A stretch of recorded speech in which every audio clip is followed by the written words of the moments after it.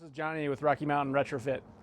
Behind me is the Brick, one of our long-term projects. It's a 1989 F-350 diesel four-wheel drive ambulance that we're converting into a camper. More on that later.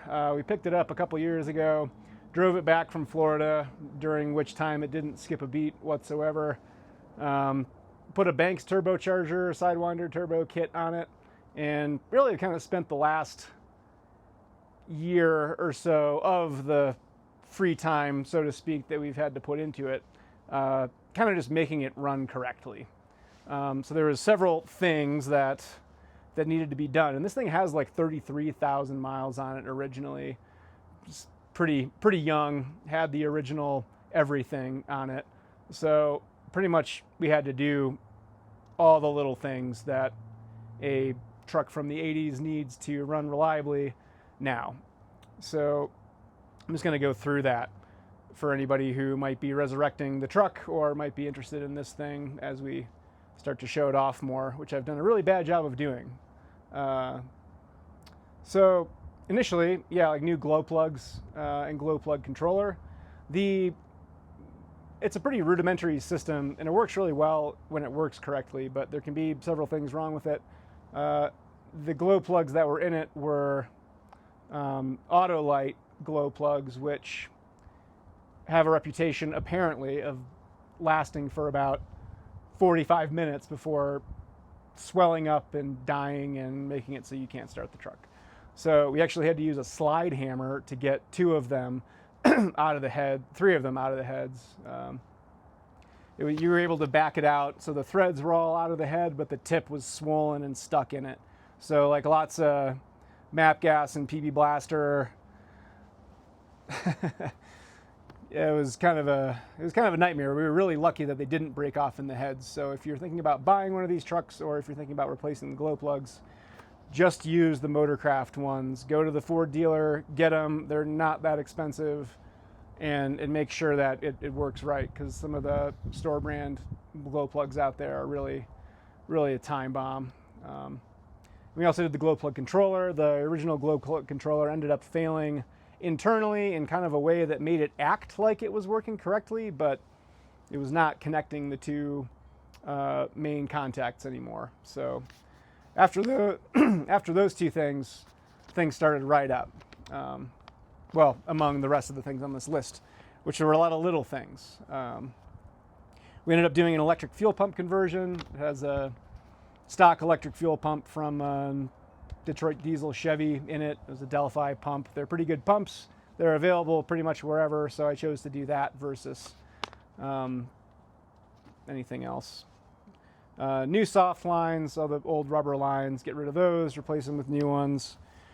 The fuel filter is kind of mounted up on the engine, which you get with this International diesel because it wasn't really a Ford motor. They just bought it from International, and this is where the fuel filter is, because it also goes in generators and tractors and other whatever else they put it in back then. So there's hard lines that go from the fuel pump up to the fuel filter, and those all had old cracking O-rings and letting air into the system. And with diesels, if you get air in the injector lines, it causes kind of a no start, hard start, pain in the ass kind of running condition. Injector return lines, they're a little cup that fits around each injector on top of the engine. There's 8 of them, one for each cylinder. They're notorious for leaking, another old O-ring problem. So there are a ton of kits on the market, and most of them are pretty bad. So research which one you're getting before you get one, because I went through 2 of them before I found a third version that actually held up. Otherwise the O-rings would fail, or the cups weren't quite the right size. So that was kind of a pain. In that fuel filter housing, you pretty much have to delete most of the things that go into it. There's a fuel heater, which really doesn't work very well, and there's some misunderstanding on how it works. So you pretty much just take that out, tap a half NPT plug into it, and then it's not used anymore. There's another sensor on the sort of back inside. I'm forgetting what that was, but it was like a dash light sensor, that started leaking. There's a Schrader valve on the side of that, which also starts leaking. So basically, that whole fuel filter housing, a lot of people just totally get rid of it and go to an aftermarket single or dual canister system, but it works okay. We didn't replace that yet or retrofit it yet. We just deleted all the things that started to leak on it, and now it works fine.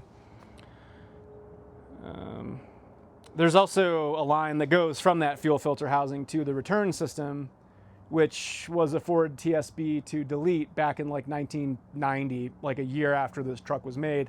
Nobody did that, so we did that too. There's also, we haven't done this yet, but it is something that happens apparently to everyone at some point in time, is the pickup in the tank is like a shower head fuel filter pickup, and that breaks off in the tank, and then you can only run the truck if you've got more than half a tank of gas or thereabouts. Also, timing.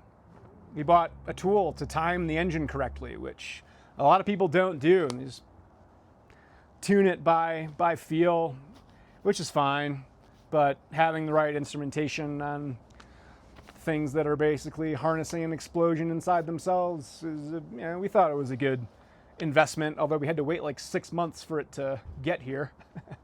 COVID, computer chip shortage, redesign stuff.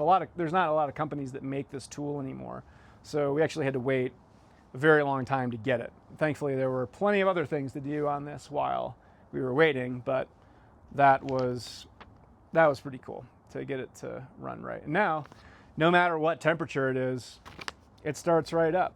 So now it's the bomb-proof, old school, all mechanical diesel that you want it to be. So that's all the list. I'll try to put everything in the comments and some lists or some line items for each part so you can see what we bought. But this was the formula we used to get this guy running tip top. So thanks for watching. See you next time.